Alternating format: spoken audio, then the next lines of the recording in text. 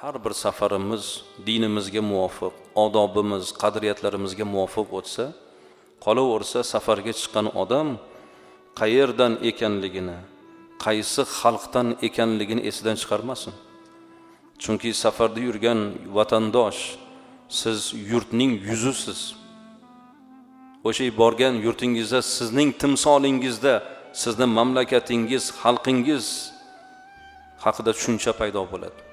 Sizni yurish turishingiz, odobingiz, o'zingiz, munosabatingiz, siz o'sha chiqib ketgan yurtingizni yuzisiz. Siz haqingizda albatta qanday gap bo'lsa bu yurtingizga bo'layotgan gap.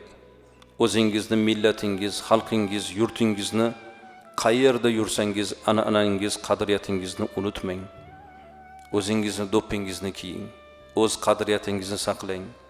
Ulug' ajdodlaringizga o'xshab inshaalloh vatan muhabbati, xalqqa bo'lgan muhabbat qalbimizda bo'lsa, inshaalloh bu fazilat bo'ladi.